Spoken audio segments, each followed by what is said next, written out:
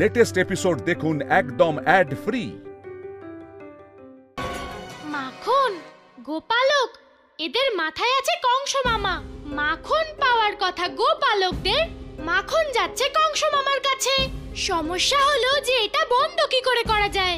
কানাই, এটা নিয়ে ভাবা খুবই গুরুত্বপূর্ণ, কারণ এই মাখন থেকেই ঘি তৈরি হয়, আর ঘি থেকেই ওই লাড্ডু, আর সেই লাড্ডুর যা স্বাদ হয় না কানাই। ও দাদা, তুমিও না, আমি এত বড় সমস্যা নিয়ে ভাবছি আর তুমি ওই লাড্ডু নিয়ে ভাবছো। লাড্ডু নয় কানাই, মাখন। আমি তো মাখনের প্রশংসা করছি। একবার ভেবে দেখ, যখন মাখন থেকে তৈরি লাড্ডু এত সুস্বাদু হয়, তাহলে মাখনটা কত সুস্বাদু হবে।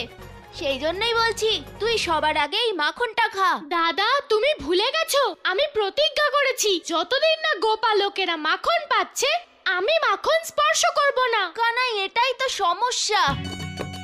তুই আবেগের বশে যা ইচ্ছে তাই করিস। তুই যদি মাখন নাও খাস, তাহলে শক্তিশালী কি করে হবি? আর যদি তুই শক্তিশালী না হোস, তাহলে তুই ভাববি কি করে? দাদা, তুমি তার চিন্তা করো না, আমি মাখন না খেয়েও ভাবতে পারি।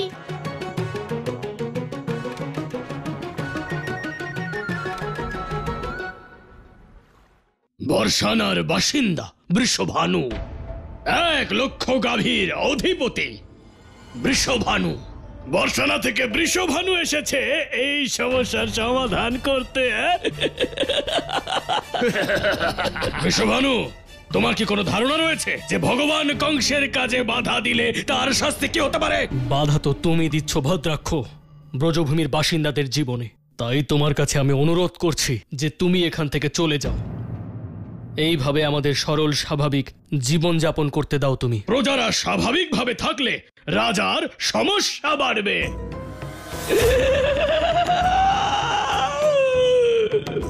বৃষভানু, ভগবান কংস আমাকে প্রজাদের জন্য নয়, নিজের সুবিধার্থে পুনরুজ্জীবিত করেছেন, তাই না চানর? আর যদি তুমি চাও যে আমরা ফিরে যাই, তাহলে আমরা ফিরে যাব।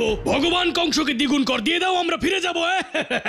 না ভদ্রাক্ষ, আমরা মহারাজ কংসকে দ্বিগুণ কর দিতে পারবো না। বলো বর্ষানার বিদ্রোহী, বলো।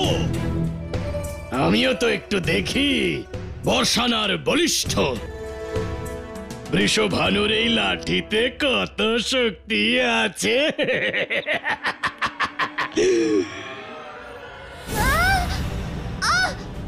বৃষভানু কাকা! ভদ্রাক্ষ, ভদ্রাক্ষকে ছেড়ে দাও, ছেড়ে দাও ওকে ভদ্রাক্ষ, ভদ্রাক্ষ, ভদ্রাক্ষ ছেড়ে দাও ওকে। কাকা, আরে কি করবে তুমি? ভাইপোর জীবন বাঁচাবে নাকি ভগবান কংসকে দ্বিগুণ কর দেবে? না ভদ্রাক্ষ, নিজের প্রজাদের সাথে এইভাবে অন্যায় করে মহারাজ কংসের শোভা পায় না। বৃষভানু, এটা তো অন্যায় নয়, এটা তো ভালোবাসা।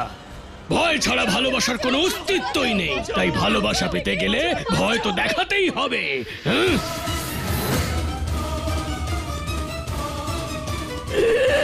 ভদ্রাক্ষ, বলো বৃষভানু, কর নাকি জীবন? ভদ্রাক্ষ,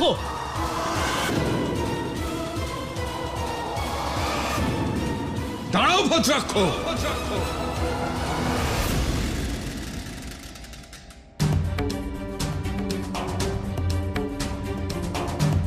ভদ্রাক্ষ, ছেড়ে দাও ওই বালককে। ওই বালককে তুমি ছেড়ে দাও বলছি। আমরা ভগবান কংসের সমস্ত শর্ত মানতে রাজি আছি। আমরা ওনাকে দ্বিগুণ কর দেব। কিন্তু মিত্র,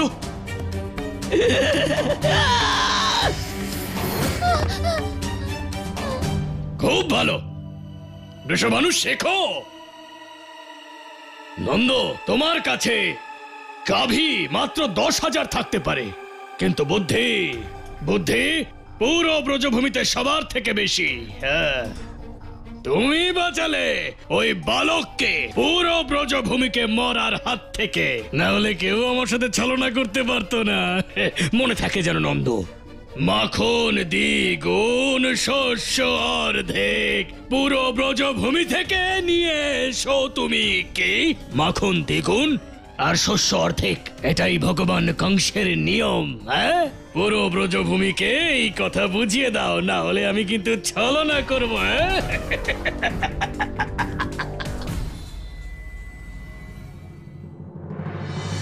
দাদা, মা বলে পরিশ্রম করে সেই তার মূল্য পায়। কিন্তু এখানে পরিশ্রম করছে গোপালকেরা আর মাখন চলে যাচ্ছে কংস মামার কাছে। এটা তো অন্যায় না দাদা? হ্যাঁ কানাই, এটা অন্যায়। আর এই অন্যায়কে থামানোর একটাই উপায় আছে, মহারাজ কংসের বিনাশ। কারণ এই সমস্যা মহারাজ কংসই সৃষ্টি করেছে। দাদা, এই সমস্যা তো কংস মামার নয়, গোটা ব্রজভূমির লোকেদের মাধ্যমে হয়েছে। ব্রজভূমির লোকেদের মাধ্যমে? আমি ঠিক বুঝলাম না কানাই। যদি ব্রজভূমির সকল মানুষেরা কংস মামাকে দুধ মাখন দেওয়া বন্ধ করে দেয় তাহলেই এই সমস্যার সমাধান হয়ে যায়। তখন সব গোপালকেরা দুধও পেয়ে যাবে আর তার সন্তানেরা মাখন। কানাই, এই ছোট্ট একটা কথা আমার মাথায় কেন এলো না? দাদা, মা বলে কখনো ছোট ছোট কথা বড়দের মাথায় নাও আসতে পারে।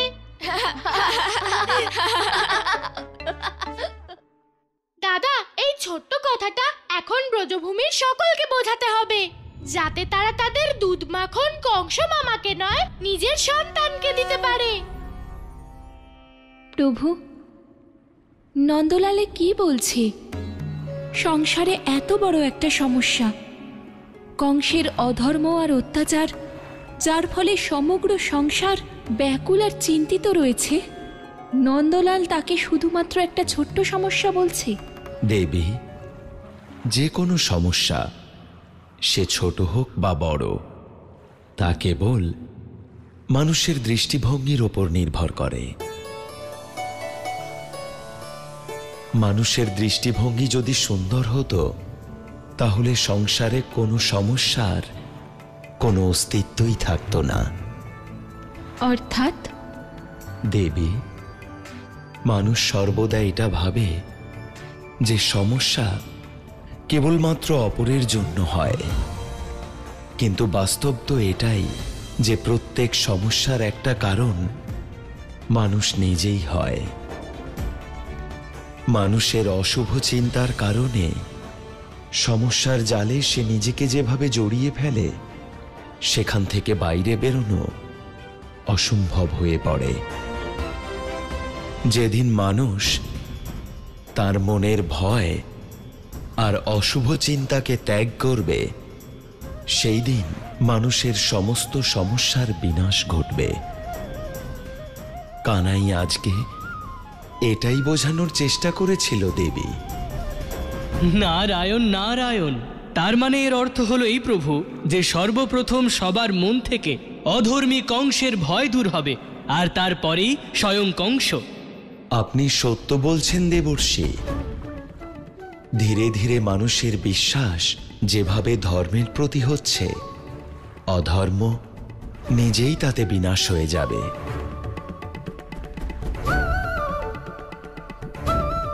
কিন্তু এমনটা মনে হচ্ছে দেবর্ষি যে আপনার মায়ের নন্দলালের এই পরিকল্পনার প্রতি কোনো বিশ্বাসই নেই।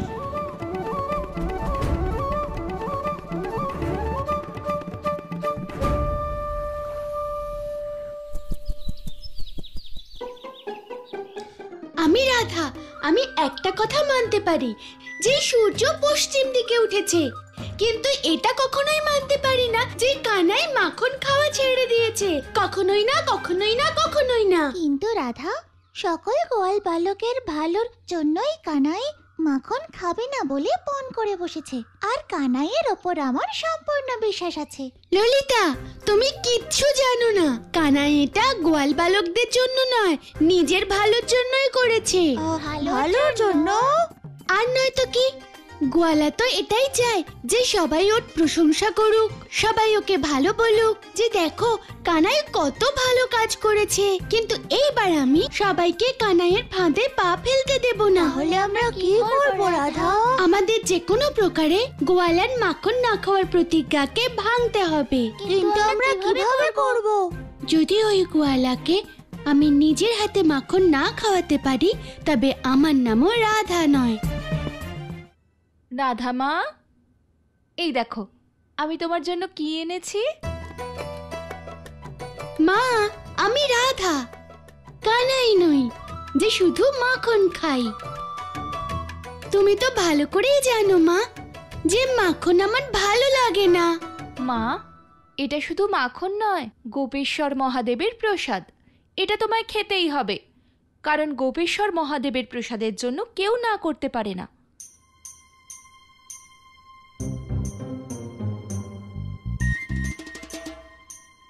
মা, কেউ না? তাহলে মা দাও।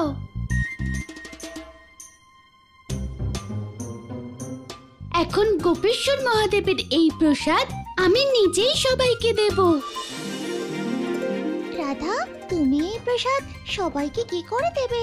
সবাইকে নয় ললিতা, শুধু আমার কানাইকে। এখন আমিও দেখব যে ওই ঝগড়ুটে গোয়ালার প্রতিজ্ঞা কিভাবে থাকে।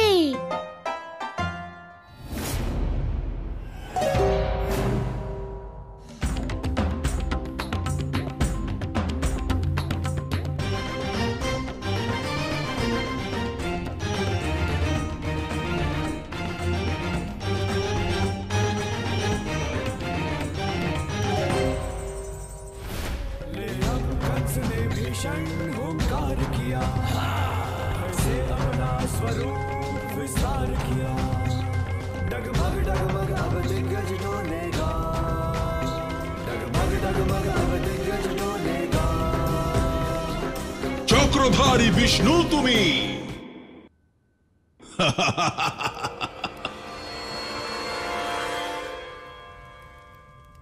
ভগবান, ভদ্রাক্ষ। ভগবান, এইবার গোকুলবাসী দ্বিগুণ কর দেবে, আর যে দেবে না তার থেকে নন্দ আদায় করবে। নন্দ কংসের হয়ে কর আদায় করবে? হ্যাঁ ভগবান। অর্থাৎ গোকুলেও ভগবান কংসের ভয়ের যুগ আরম্ভ হয়েই গেল। কিন্তু ওই নন্দ এত সহজে মেনে নিল কি করে? মানত না কিভাবে? হ্যাঁ, এমন কেউ আছে যে আপনার বিরুদ্ধে যেতে পারবে, আপনার নিয়ম মানতে অস্বীকার করবে, তাও আমি থাকতে? না ভগবান, না। গোকুল যে আশীর্বাদ পেল না, আশীর্বাদ কংসের নিতে পারল না, উল্টে ভয় দিয়ে কংসকে বাঁধতে চেয়েছিল।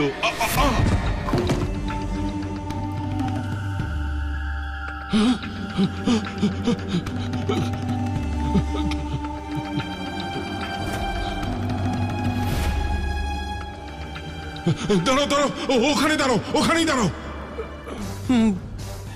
ভগবান, জিনিসপত্র ঠিকঠাক রাখতে পারো না? হ্যাঁ,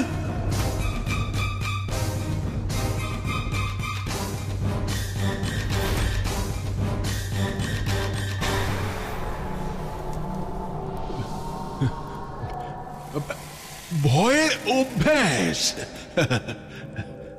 ভয় এবার দেখবে ওই ব্রজভূমির লোকেরা এইরকমই ভয় পাবে, ঠিক আমার মতো। নিজেদের ছায়া দেখেও ভয় পাবে ব্রজবাসীরা। আমি শুধুই ওই বালকের প্রতীক্ষা করছিলাম, ওকে আনতে আমার অসুরদের পাঠাচ্ছিলাম। কিন্তু এবার তোমরা দেখবে, এবার ওই গোকুলবাসীরা কাঁপতে কাঁপতে আমার কাছে নিজেরাই নিয়ে আসবে ওই বালককে। আর এটা ততক্ষণ সম্ভব নয় যতক্ষণ না ওদের একতা খণ্ড বিখণ্ড হয়ে যাচ্ছে।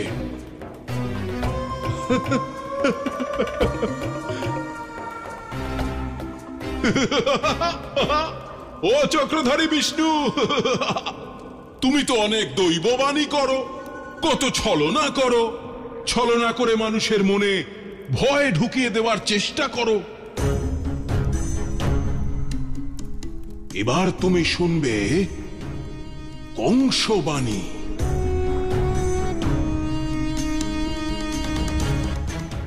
এবার অনুভব করবে ভগবান কংসের ভয়।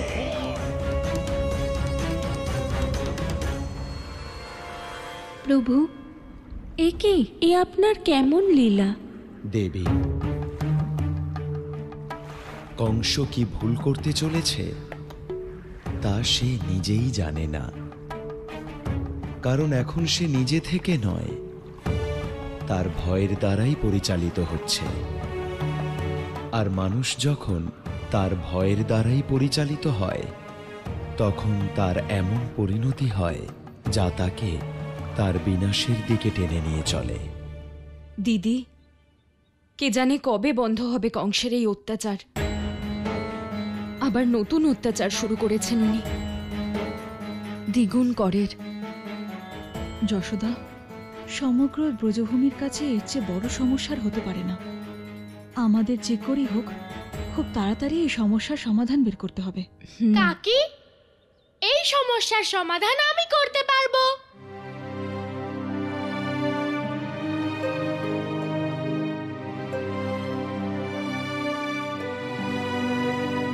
কানাই, এই সমস্যার কি সমাধান আছে তোর কাছে? যদি ব্রজভূমিবাসী এইটা ঠিক করে যে তারা তাদের দুধ আর মাখন কংস মামাকে দেবে না, তবে এই সমস্যার সমাধান নিজে থেকেই হয়ে যাবে। কানাই, আমরা যদি মহারাজ কংসকে দুধ আর মাখন না দিই, তাহলে খাদ্য সামগ্রী কি করে পাবো? মা, ঋষি গর্গাচার্য বলেন যে প্রজাকে খাবার দেওয়া আর তাদের সুরক্ষিত রাখা রাজার প্রথম কর্তব্য। কিন্তু কংস মামা তো নিজের কর্তব্য না করে প্রজাদের উপর অত্যাচার করছে, আর এত অত্যাচার করছে যে প্রজারা নিঃস্ব হয়ে যাচ্ছে।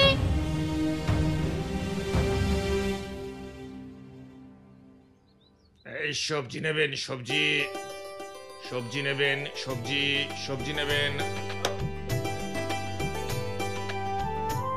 রাধামা, গোকুলবাসীর জন্য কি এনেছো বর্ষানা থেকে? কাকা, আজ আমি গোপীশ্বর মহাদেবের প্রসাদ এনেছি। গোপেশ্বর মহাদেবের প্রসাদ? কি সৌভাগ্য আমাদের। রাধামা, আমরা প্রসাদ পাবো না? পাবে তো কাকা, কিন্তু সবার আগে এই প্রসাদ আমার কানাই পাবে। ততক্ষণ তুমি এখানে আমার জন্য অপেক্ষা করো, আমি আসছি কানাইয়ের প্রতিজ্ঞা ভেঙে, না না, কানাইকে প্রসাদ দিয়ে। আচ্ছা মা, তুমি আমার খাবার আর সুরক্ষার দায়িত্ব নিয়েছো, তার জন্য কি তুমি আমার থেকে কোনো কর নিচ্ছ? মা, প্রজারাও তো রাজার সন্তানের মতো, তাহলে তার থেকে কর কেন নেবে? আর এত কর নেবে যে প্রজাদের কাছে কিছুই থাকবে না, এ কেমন সুরক্ষা মা? কাকি, কানাই সত্যি কথা বলছে। এ আবার আমার থেকে কি কর নিতে এলো? রাধামা, তুমি? প্রণাম যশোদা কাকি।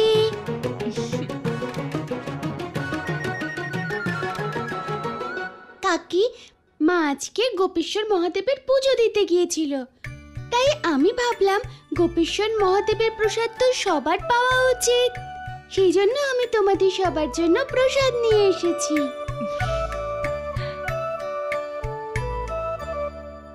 বিশাখা,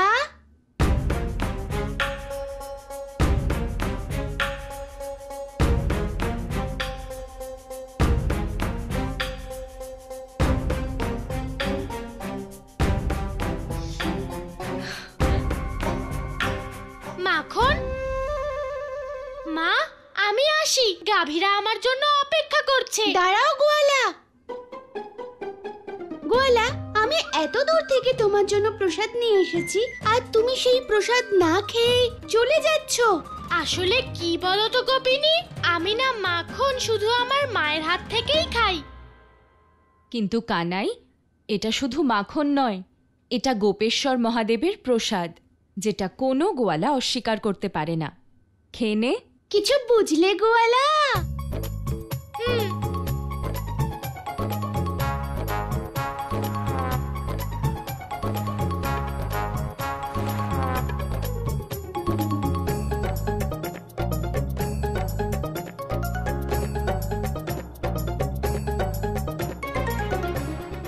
এই নাও মাখন, না না, প্রসাদ খাও।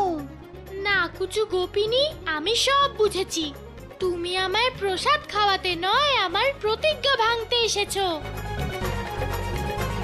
কিন্তু আমিও আমার সখাদের কানাই, ওদের জন্য করা প্রতিজ্ঞা আমি কি করে ভঙ্গ করতে পারি? গোয়ালা, ত্যাগের থেকেও খারাপ হয় ত্যাগের অভিমান। আর আমি চাই না আমার কানাইয়ে কোনো প্রকার অভিমান থাকুক, তাই আমি তোমার প্রতিজ্ঞা ভাঙবই।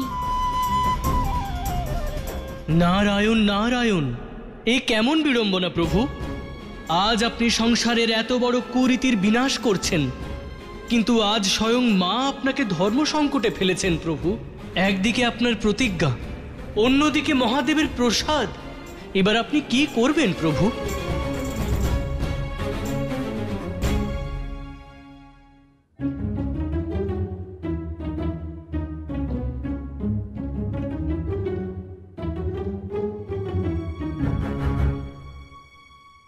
দাঁড়াও গোপিনী। মা, গোপেশ্বর মহাদেবের প্রসাদ তো সবারই পাওয়া উচিত, তাই না? তাই আমি আমার সখা আর গোপালকদের ডেকে আনছি। গোয়ালা দাঁড়াও, গোয়ালা, গোয়ালা।